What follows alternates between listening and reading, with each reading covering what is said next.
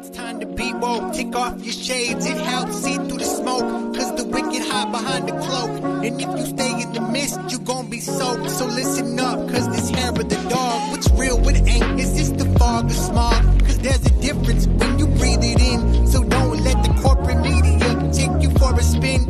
This that morning show, they put you in the know. So I hope that you ready, cause all we do is go, go, go. Yeah, come get your info, you gon' be like, whoa. Hair of the dog, we bout that, ayy.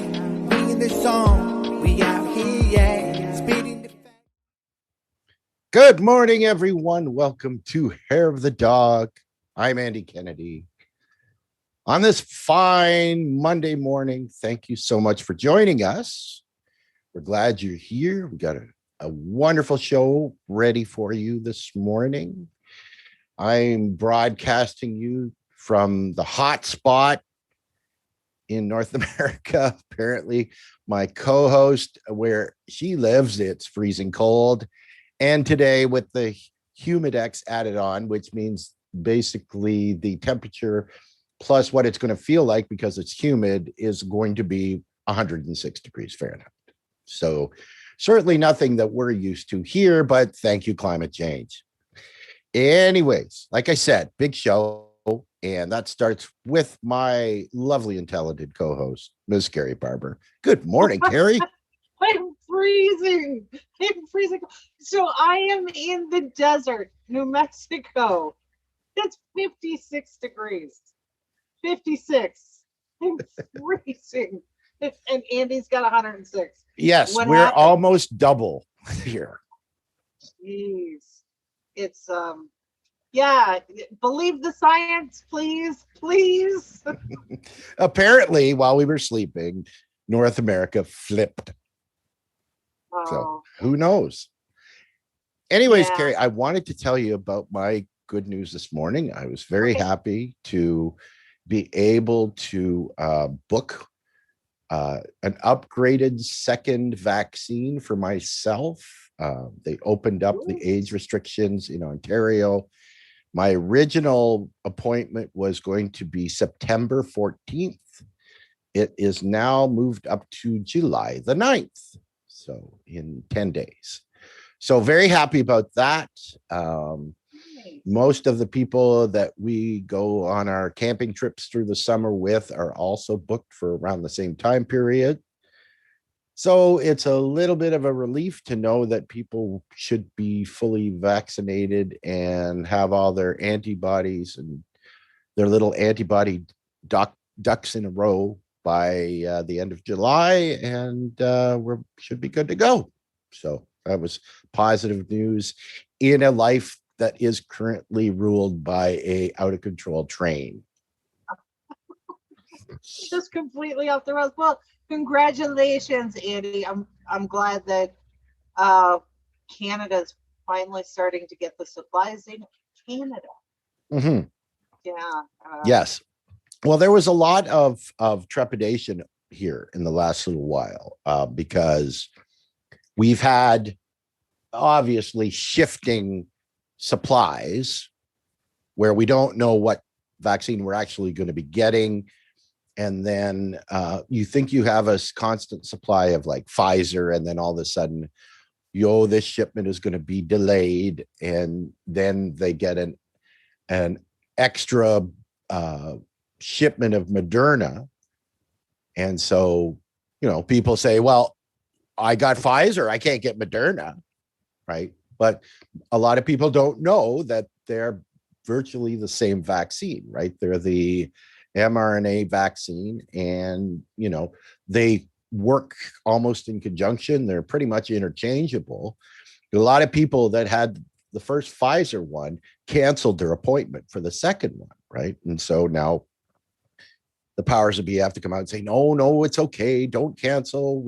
You're disrupting the system by saying no and waiting for the Pfizer because they're interchangeable. So I think they've got a lot of that sorted out now. They're not allowing the AstraZeneca here in Canada as a first dosage because of all the controversy that's been surrounding that, whether it's deserved or not.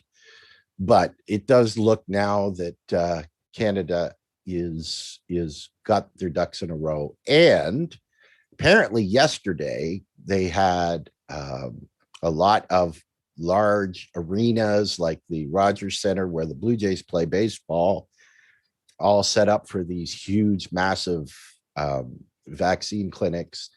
And from what I understand, Ontario set the record for the number of vaccines in a single day. So that's positive here, right? We're slowly catching up to our southern friends, and hopefully things will get a little bit more back to normal sooner than later. Okay, I got a cute little story for you. Well, I think it's not cute, it's funny, but in comparison, you were talking about setting the record for most vaccines. So I talked to my son who's still in Chicago. Right. And he said that Chicago, their whole idea to incentivize people to get the vaccine was they were going to give them a free ticket to Lollapalooza. So for those, if you've been living under a rock for the last 10 years and you don't know what Lollapalooza is, a huge concert, outdoor concert with multiple bands. It's a big deal. So Sure. to give away free tickets, you had to get your vaccine. Here's the problem. Rather than using Soldier Field or, where the Sox or the Cubbies play, no, they decided to make the event to get your vaccine Southside Chicago, Inglewood. Okay, so Southside, you got to have your wits about you. Inglewood, white people don't go there at all, not unless you get a pass. And there are a whole lot of people who are from South Chicago who go Inglewood. No. So what ended up happening is nobody showed. Nobody showed to this big event. Nobody got their Lollapalooza tickets. And the conclusion was not that they screwed up the organization of this entire event, but that people just aren't interested in the vaccine. So that's how that went. Yeah. That's nobody's ever accused the organizers of those things of being overly intelligent, right? Kind of like saying, oh, yes, you can have tickets to this thing, but you have to show up at this Wendy's on 5th Street to get your vaccine. Between 2 and 2:15. Yes. When the one cashier is on her break. Right. Exactly. So yeah, boy. it's What's wrong with these people? it's just not thinking clearly. So there are a couple other events that this one was kind of interesting to me, and it goes along with our topic this morning. So Medicare for All. There are these big events that are coming July 24th. You can sign up in your city if there's already a group organizing. Now I want to stress this so you get this. This is not an organization. This is not a corporation. This is not anything other than a bunch of regular folks who went, hey, we want to make sure our voices are heard. Yeah. So they organized it in their local place, whether it's a city, town, whatever. So it's all flat hierarchy, and every city's doing their own thing. Denver, Atlanta, whatever. Muncie, Indiana. This was interesting. Muncie, Indiana. If you've ever been to Muncie, this will totally make sense. But Muncie, Indiana decided that they were going to get on this particular event, organize one, and have a known white supremacist be their keynote speaker. And then it came out that the people in Muncie are a bunch of white supremacist assholes who just wanted to latch on to this and create controversy.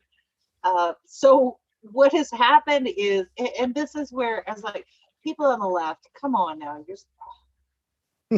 get your shit together, because what they've decided to do is exactly what the white supremacists wanted. They've gone after the general Twitter feed and some of the keynote speakers in other cities, holding them responsible for Muncie, Indiana. No, that's not how it works. Like, I am not responsible for my neighbor beating their kid 2 streets away, right? So why are we making Atlanta, Chicago, and all these other places responsible for what some morons in Muncie were trying to do, right? So right. This goes along with the theme of the co-opting and trying to subvert. This only works because you are not engaged in critical thinking. And if you're going to go after Savage Joy, shame on you. Really, if you're going to go after any of the other people who are promoting it, like, come at me, bro. Really, seriously. I'm not going to be held responsible for what happens in Gary or Muncie or Indiana City, Indiana. No. So I thought that was interesting with the co-opting and planning and just boy, people get it together. Let's keep our eye on the goal, which is Medicare for all. So in the theme of that particular discussion, I am wearing Rome's new design, Eat the Rich, which I think is super cute. And I included a link to it. So if you want to support Rome on his tour for the poor, or you just want to be out there like I am, Eat the Rich. I included a link to that. So okay, you know the what? chat is I'm sorry, and popping. sorry, So sorry for interrupting, Carrie, but we need to make a t-shirt that goes with that for people that are on a diet, like a calorie reduced Eat the Rich. right. So yeah, let's do the health gurus making Yes, millions. Off Eat of the people. Rich and Eat the Rich Light.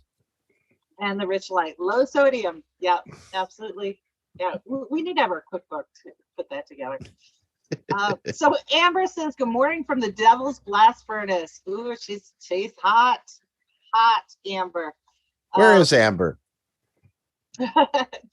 Amber, are you not in Chicago too? Which, by the way, when we're talking about climate change, Chicago had two, not Chicago land, Chicago City, two tornadoes, two. Yeah, that doesn't happen. And then just last week, they had one go through Chicago land, Naperville, destroy a bunch of homes. Are we getting this? Are we getting the theme here? So then Alex Carlos joins us. Good morning. He says, "Where are y'all at?" And just guy here, a third shot. Abolish politician says, "I really hate the term believe the science. Science is a process." Okay, so when I say believe the science, abolish, what I'm talking about is the science that has produced the study and data that is available today and has been consistent over a significant period. So what I'm talking about is from 1912, when we first knew this was coming, to today, it has been very consistent. So I'm believing the data that the scientific process has illuminated for all of us. I hope that helps. And Abolish says, hell no to the vaccine. That's great. Abolish, if you cannot get the vaccine, fine. If you're choosing not to, stay home. Protect yourself. We don't want you to die. So make sure that you protect yourself. You wash your hands, you wear a mask. Don't go into public spaces. You know, if that's what you want to do. There's a reason we don't allow peanuts on airplanes. And so we want you with us. So make sure that you are not the peanut on the airplane. Okay? Right. And if you're going to argue against the merits of vaccines, let's stay with the facts, right? Let's argue based on facts, on what we've seen, right? And not cherry pick incidences here and there where somebody has had bad reaction to a vaccine. That always happens, right? And quite honestly, if you're anti-vaccine, you're really against the only thing that the United States has done that was anything good to help their people, right? In terms of policy. Yeah. And then Alex brings up a really good point. And we've seen this. Most people in the US aren't getting this information, but Cuba, their scientists were celebrating their vaccine is 92% effective, even over the Delta strain, which is very promising. So you in Canada, you're going to have access to it before we will. Yep, absolutely. And that's important because those are going to be the boosters that we're going to need, right? Yeah. Okay, so Alex is also bringing up the Indigenous children's graves. Absolutely. So the reason that I didn't want to cover it is because Rome and some of our partners on Fred Hampton did a fantastic job on Friday covering it. And so I want to defer to them on that particular subject. So, yeah. One thing I don't understand, and I've said this a couple of times, especially on Twitter, is, you know, these have been the policies of the Canadian government towards Indigenous people, these schools were around for over 100 years, and they were just abolished quite recently, in terms of 1992 history, right?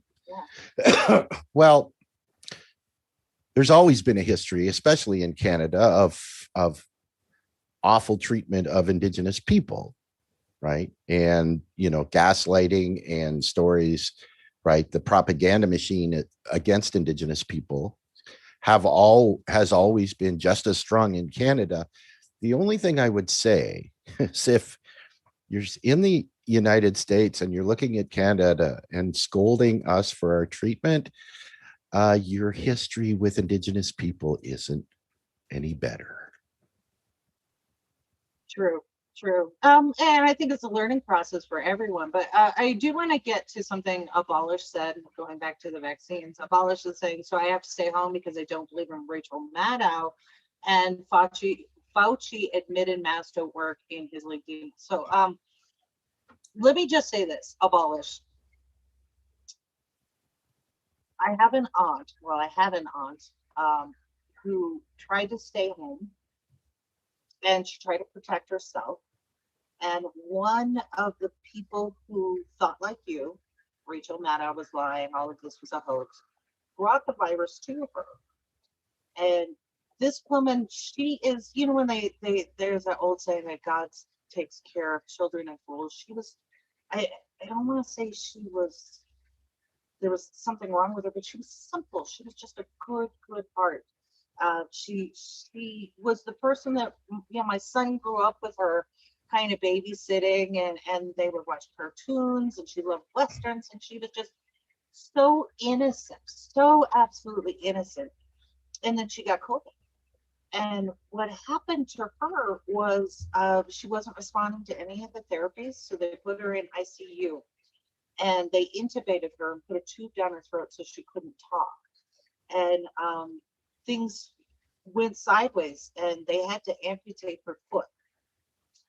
And she didn't understand because they kept putting her under a medical coma, so that maybe she would turn the corner and come around, and she woke up and she had no foot. And then they put her under again, and then woke up and had no leg.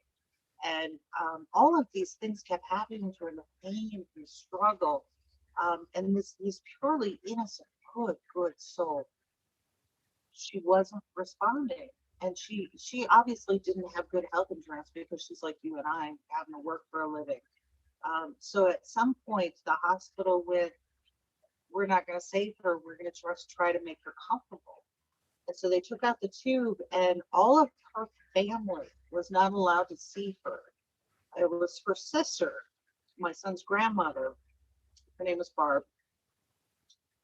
That got to talk to her for the last time. This is her sister. And I remember my aunt saying, Barb, I'm so tired. I'm just so tired. Asking for permission, please let me go. And so this woman at 59 years old, who was loved by an entire community, loved by a family, she died. She died from COVID. And this is my family. I have several. I have friends. My father was in the ICU. All of these people, because they were infected in one way or another. So I get that you don't like Rachel Maddow. I don't watch her either. I get that Fauci has done some really shitty things, and I agree with you. I don't understand why he's still in a public service position. But you, Abolish, I think you matter, and I don't want something to happen to you. I don't want your family members to feel the way that I feel right now, losing someone who should never have died so young. And it left us paying off medical bills and funeral expenses. And nobody talks about that. So this is why I'm saying, if you choose not to get the vaccine, please stay home and take care of yourself. Do the best you can. Hope that clears that up for you. So yeah, we're not advocating for people to not have their own rights. We're not advocating for people to not make their own choices, but make the choices for the right reason, right? The entire Bernie campaign since the beginning of the 2016 campaign was, are you willing to fight for someone you don't know? Well, this is part of that, right?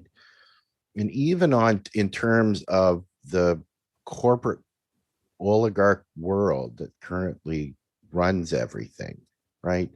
The pharmaceutical industry is based on a business model that brings drugs to the market that do what they say they're going to do, right? Like, you can hate them because they put profits over people. You can hate them because they buy elections. That's an absolute. We all understand that. But if you have a large pharmaceutical company that goes to market with a product that is ineffective, that affects their bottom line. So basically, on a basic capitalist level, it doesn't make a lot of sense for Pfizer or Moderna or any of the vaccine makers to go to market with an unproven product that is going to kill people, right? It doesn't make sense. Use what you have. And Abolish is on some talking points that have already been debunked a long time ago, and talking about that we're shilling for pharmaceutical. But here's where the global distinction, Andy, you just mentioned this. Abolish, I really want you to understand this. There was only a cost for vaccines in this country. In India and other parts of the world, they weren't charging the people for that. Their governments bought that. And that's how that worked. Only in this country are we shilling for pharmaceutical companies. So I want you to make sure and nicotine is not in the vaccine. So Abolish, I don't know where you're getting your information from, but God love you. So I don't know what to do with that, but let's move on from this, because I don't want to spend too much time. Clearly it's hard to distinguish fact from fiction, right? Because everybody's got their own spin and their own agenda and whatever. We have a close relationship with a very informed person in the Chicago area, Dr. Dylan Burdett, who we're lucky to get information from, who was on the ground floor when they were developing these vaccines, right? That's something that a lot of people don't have access to, and we've have an understanding above and beyond most people in the United States have, right? So it is what it is. We can only suggest that people, don't be afraid of the vaccine. If you are, we want you to survive. We want you to stay safe. And that's the only reason why we advocate for the way that we do, right? Because we are willing to fight for people we don't know. I'm not going to get into a shouting match with someone or an insult fest with someone and say, you're an idiot or you're stupid, right? You are basing your information on what you have at hand, and that's fine. But if you want to take a look at everything and all the information, and it's not hard to do. Everything is there on the internet. It's just a matter of looking. But most importantly, like Gary said, we want you to be safe, and that's the bottom line. Yeah, exactly. And I get that, there are clickbaity people out there, and Robin is actually talking about a leftist podcast advising people not to get vaccinated. You know what? If you're doing a podcast all about clickbait, okay, do your thing. But I kind of believe that what you say should be factual, fact-based. And if your opinion does not conform to facts and truth, then that makes you a liar. So they can do their thing. But okay, let's move on, because there's a lot of really big we're things running to out of talk time about. already. Yeah, so the first article that I put up there was in the Northwest, Seattle in particular. Seattle factors big for us here because Rome is actually going to Seattle on July 4th. Hopefully their heat wave is over by then, but this is really severe because when you looked at their heat wave, they were at a temperature of 102. And Andy, you brought it up that the temperature and the heat index, because they have all of that humidity and just had rain. So that 102 starts to inch up to 115, 120. That's the temperature where the human body starts to shut down, particularly if you're older or have chronic issues. Right. So if you look at what's going on in Seattle, it's a big deal. And when the article that I posted, what was interesting to me is because the scientists, the meteorologists, they didn't believe the models. They were like, we were just incredulous of what we were seeing, thought maybe there was a flaw, and no. So even they were unprepared for what was coming. So again, as we open the show, you have Seattle and where Andy's at in Ontario, this huge, huge heat wave going all across the country. I'm in the desert. I am literally in the desert. There's desert all around me. It's 53 degrees. Come on. I mean, so this is where I really wanted to talk about it. And I'm going to pose this to our chat.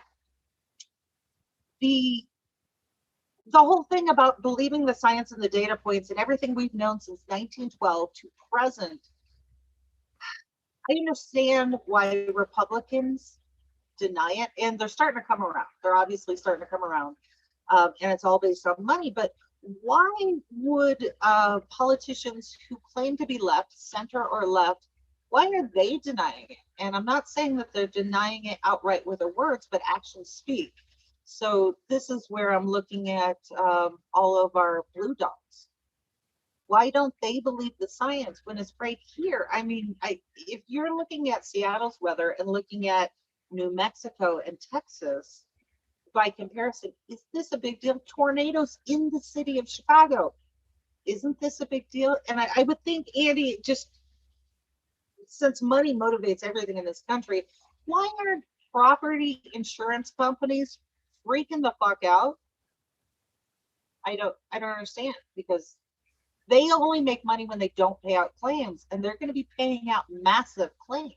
Like, well, we have sure. And the other thing is that we're going to start to see insurance companies not being able to afford to stay in business. So what's going to happen is that the only policies that you could buy don't have natural disasters attached to them, right? Floods or freezings in Texas or whatever, right? They're going to, because they won't be able to afford them, because they'll go out of business. Like, we're going to see that, I think, a lot, because what did they say that the IPCC said that we had 11 years, 4 years ago, and we're before that we have to commit and start to change our ways in terms of greenhouse gas emissions, or we're in deep doo-doo, right? But we're already seeing the effects, right? We're already seeing the drought across the Midwest, the temperature inversions across North. I mean, remember Texas when it went below zero, and how much snow did they have, and all of these pipes bursting in Texas over the winter months? Like, this is happening now, right? We had a 50% reduction in harmful emissions simply by conservation. When the pandemic hit, they got rid of non-essentials, right? There was a 50% reduction in non-essential emissions in March and April when the pandemic hit, because they were still deathly afraid of what was going to happen, and everybody locked in their homes, right? So now, how many months later, things are getting back to normal. They're going, the levels of emissions are going back up to normal. And the Biden administration is putting together a task force to see how they can get the emissions down by 50%. People work from home. Right? But then in this country, because as we had Sherry Weiss on talking about antitrust laws, if you have people work from home, that exposes the disconnect, no pun intended, and internet coverage, right? So you had all of these people who are working from home doing really well productively. In fact, now job reports are out that say companies that are allowing people to work from home have 10 times more people applying for those jobs than others that don't. And it's actually cheaper for the business. Like there were several defense contractors and other tech companies that were able to downsize on their real estate because they said, yeah, let's let people work from home. But then you have the internet companies, the cell phone companies, who are, it's exposing their lack of coverage. So you have great swaths of this country, I'm in some of them, where the coverage on the internet, school children couldn't go to school reliably because we are so far behind on that particular piece of infrastructure. So it's you're in a pseudo-fascist republic. You go up against one corporate entity and then another when you try to navigate what's the path forward. That's how it works here. Oh, absolutely. We showed that we could do it, right? We showed that we could shut stuff down and do it and keep people safe, right? Then as we ramped back up off of that, now we're still asking our questions. Well, how do we do it? When it took us 15 minutes to fix it a year and a half ago, right? Well, that, and if you look at OPEC now, the price of oil went from, $10 a barrel during COVID. Now they're projecting upwards of $100 a barrel because demand has risen. Everybody's back on the roads and trying to get to their jobs and all of this. And so Robin says, I can't believe we don't allow much more remote working. Exactly. And then I'm trying to read this one. It's funny because it's toast. What needs to be exposed is big psycho pharma that's totally bullshit, and I don't take those meds anymore. The DSM is fraud. I don't know what DSM is. I'm not cool or hip when it comes to acronyms. So okay. All right. So this is kind of the setup for what we're talking about now. So climate change and money equals free speech are the same thing in my mind. So in the chat, tell me if I'm wrong. First thing is, we're talking about climate change, and the reason why we've known since 1912 that this was coming and this was happening, and all of the costs being deferred onto the little people when you have your house destroyed by a tornado or a flood or all of these things. It comes out of your pocket, your insurance, whereas we were privatizing profits for corporations.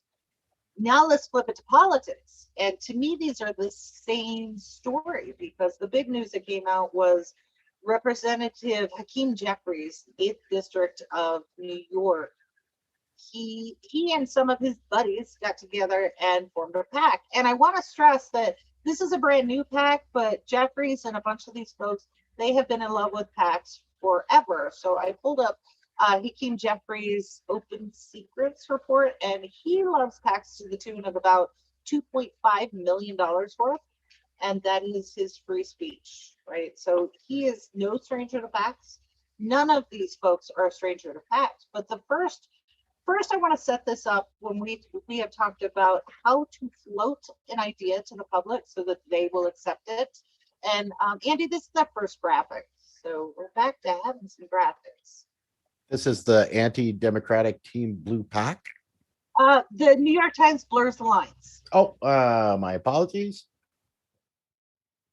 There you go.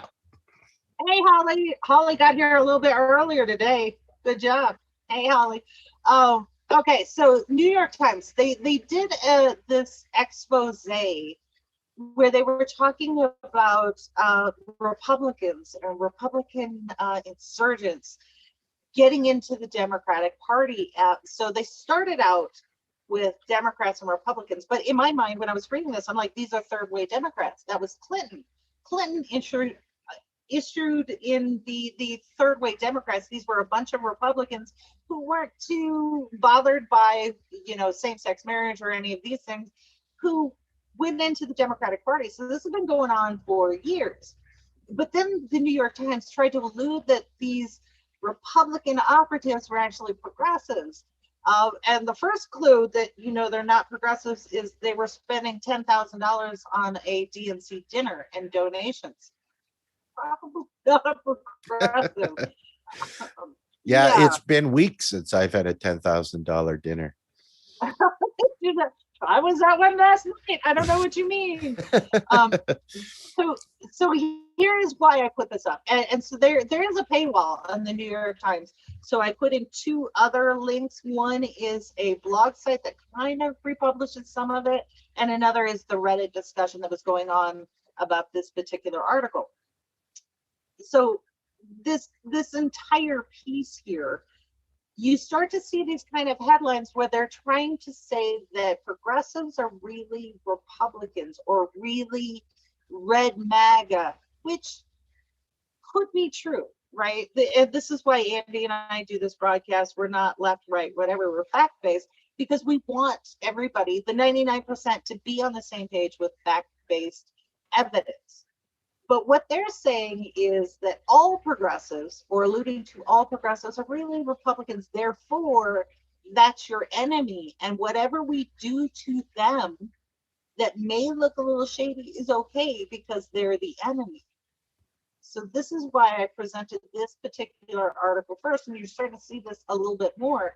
And in fact, incumbents within the Democratic Party have alluded to this as well, that a progressive is not really a leftist. They're not really part of the party. They're an enemy. Therefore, whatever we do is okay. Right? So illegal or otherwise. Yeah. Okay, Robin, where is milk $8 a gallon? I've seen this before. I've seen it posted somewhere else. Somebody said they just paid $8 for milk. Yeah, that's a lot for milk. I think I paid $2.20, maybe. That's crazy. So North Carolina, you guys have cows. How is that? What's going on? I'm gonna check that out because the cows are on strike. Cows are on strike. Well, all right, don't cross that picket line. So I'm gonna check that out because I saw that online. I thought it was a joke, but this is the second time I'm seeing it. I'm gonna go check out what's going on with food supply in North Carolina. That means $15 a gallon at milk at the gas station. Yeah, don't go for the powdered milk or horchata, one of the two. So geez, it sounds like it's cheaper to get Ensure right now. Right.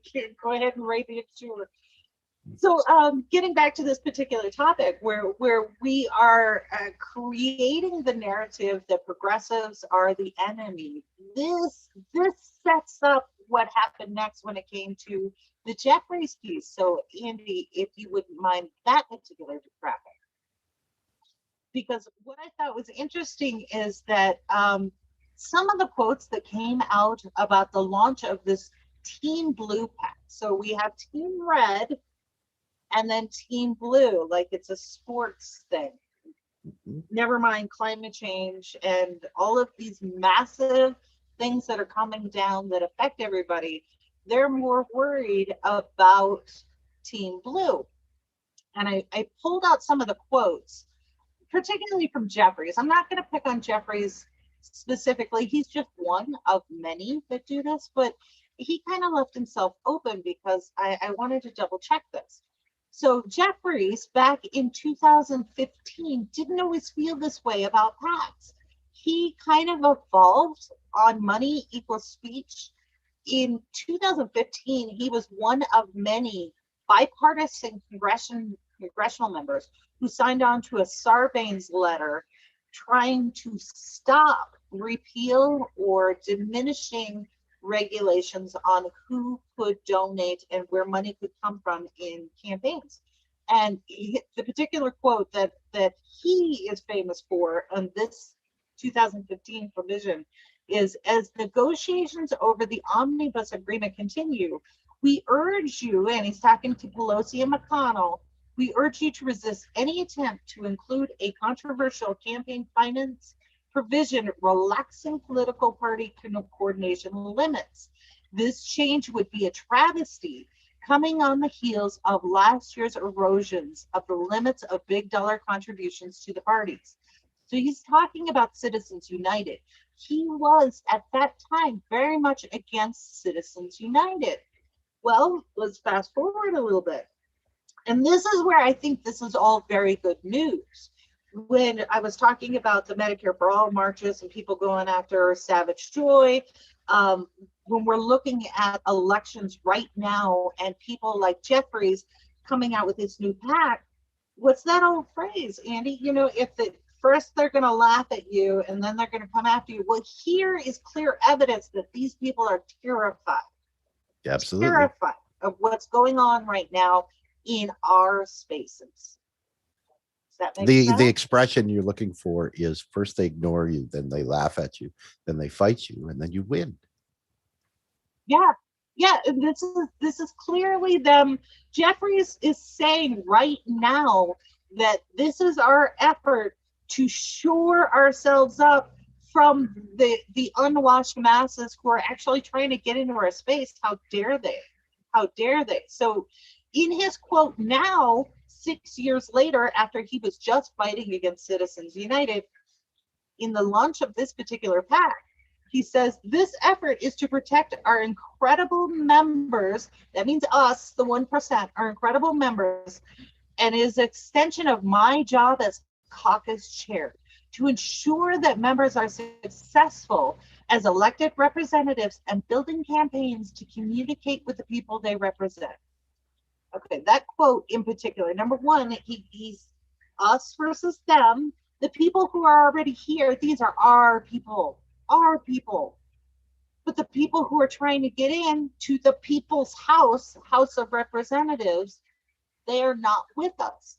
But what we're going to do is use this money equals speech, to ensure that we sway the wishes of the voters from the candidates of the people who may not have enough money. None of this makes any sense, and nobody called him on this particular quote.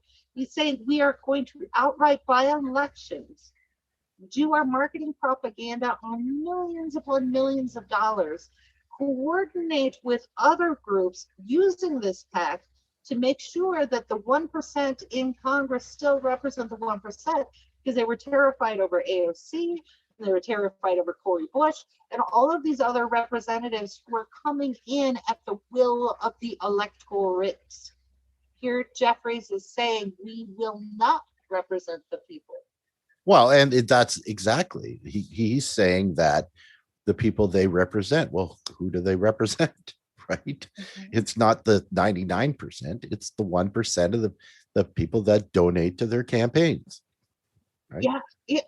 So I went and looked. I was like, Jeffries is a Democrat. He is the caucus chair, a member of the DNC. So I also posted a link to the Democratic Party platform.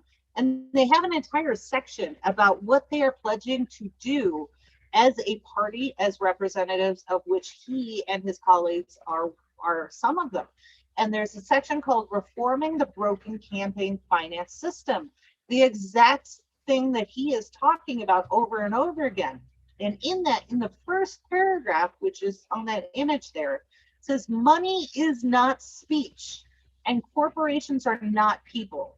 Democrats will fight to pass a constitutional amendment that will go beyond merely overturning Citizens United and related decisions like Buckley versus Vallejo by eliminating all private financing from federal elections. Then why is Jeffries and the rest of his crew doing the exact opposite? Who do they represent? Well, that's a good question.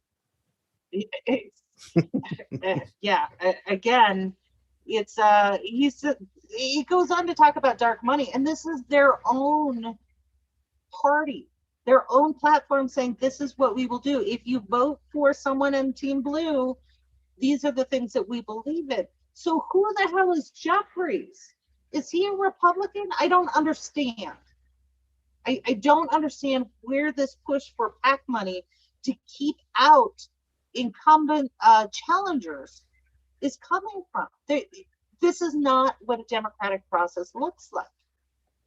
For example, if you are going to run for office or run to hold your seat, shouldn't you have better ideas? Isn't it supposed to be about ideas? Instead, it is about money equaling speech. So, my husband always begs the question, if money equals speech, why is prostitution illegal? It just, the whole Well, disconnect. it's illegal for some. Well, for some, yeah. Yeah, let's not bring Matt Getz into this just yet. So, uh, so this was, I think, in a related way, the whole argument about climate change, the insurgent question, and the co-opting. All of this goes back into what is actually happening with these PACs and what's going on with the incumbents. You're right. Holly. Oh, Seth Phenomenon is back. Big dark money. Everybody in the chat. Money. Yes, that's exactly what it is. All about the monies. So it has nothing to do with ideology. It has nothing to do with Republicans invading the Democratic Party. It has nothing to do with racists going in to try and subvert a homegrown operation like Medicare for All. It all goes back to money. All of exactly. it. And another thing that a lot of people say, that it's not necessarily about money, it's about power, right? Having power. Well, why do you need power? To make more money. That's exactly right. We live in a society run by addicts. And the last link that I put in here, I think is really good reading. We're not going to have a whole lot of time to go over it, but Buckley versus Vallejo. When they put that in the Democratic Party platform, I was like, oh wait, wow, that's amazing. So for those of you who don't know, Buckley versus Vallejo is a Supreme Court case that came out after Watergate, and this particular ruling by the Supreme Court, where they said that they could put limits on finance, particularly in campaigns, because even the Supreme Court at that time, the heavily conservative Supreme Court, said, yeah, you shouldn't be able to buy elections. This is where the FEC was born, right? The Federal Election Commission. This is where they came from. So the minute that this particular agency came into being to be the oversight for campaigns and elections, both parties in the duopoly have done everything in their power to take the teeth out of that particular organization and cut their staffing, cut their funding, because they are effectively rolling back the Supreme Court's decision that came from Buckley v. Vallejo. So you can read all about that particular case. I put that link in there from Oyes. I love the way that they just do very clear writing and give you a synopsis of what the oral arguments were. So yeah, that's how that works. So yeah, to me, all of this, while it reads as negative as we're going through this, I want you to see this as a positive. Absolutely see it as a positive, because number one, they're showing their asses, and they're contradicting themselves even in the same sentence. But it shows that they are very, very worried and still have no idea what the rest of us go through, right? Bananas cost $10, don't they? I mean, they have no idea and don't want to see it, because Jeffries and all of these folks, they get healthcare paid for by public money, by the public purse, while they're telling us no on Medicare for All. And while they're using dark money PAC money to make sure that they stay in their job for anywhere from $150,000 to $170,000 a year, plus a staff stipend, plus travel allowances, plus they get a clinic in their offices. They're taken care of. So it's some seriously Marie Antoinette kind of rhetoric going down. And in plain sight too, right? Like In we've seen that all of this information is readily available for anybody to see. But if they can control the mainstream media narrative, then they just continue to do what they do without having to be apologetic or change their ways. That's why it's so important that we do what we do here, and all of our cohorts in the social media and the left independent news sources continue to do what we do, and getting the word out there that shines light on all of this bad behavior. Mm-hmm. Yep. and Okay, so I want to push back on something. It's funny because it's toast. First, I love that name.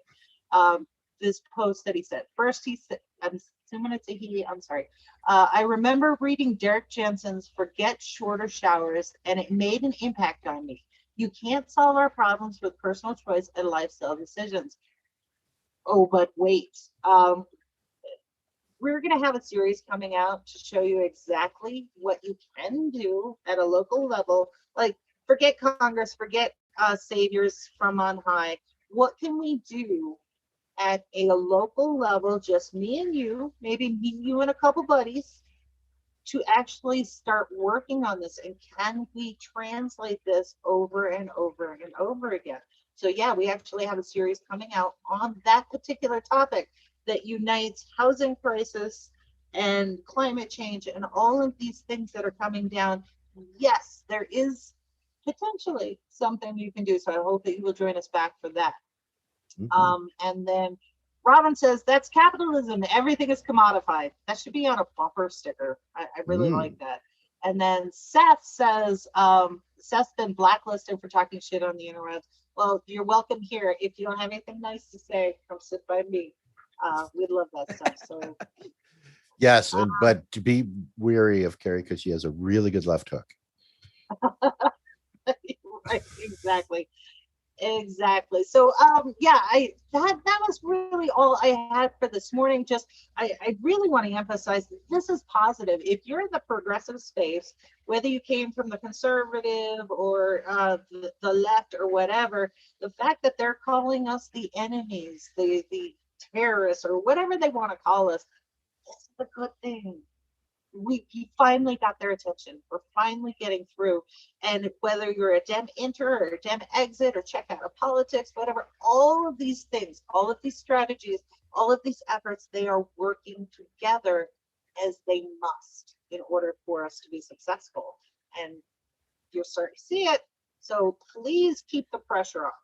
And all you have to do is look to July the 24th to see how massive. You and I, Andy, we're right here. How massive the March for Medicare for All is getting, and how many people are signed on to that and excited about that.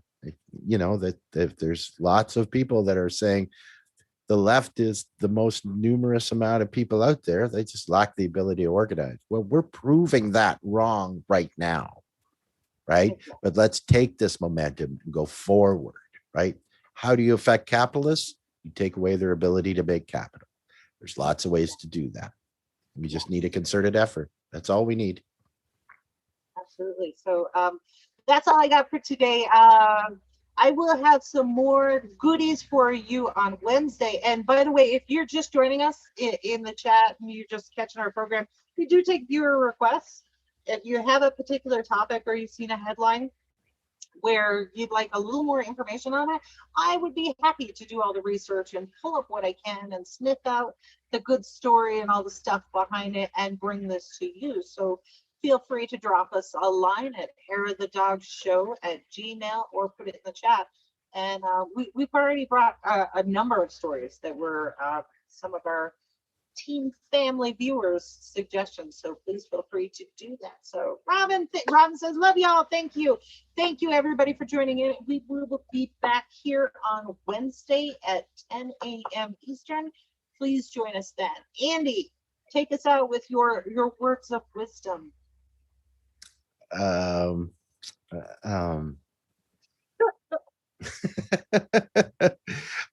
I don't have to, Carrie, because you've already said them. So with that, I'm just going to wish everybody a happy Monday and enjoy the rest of your day.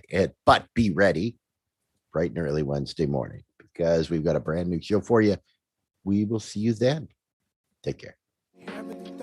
We bout that, ayy. We in the zone. We out here, yeah. Spitting the facts, how it's supposed to be. Hair of the dog.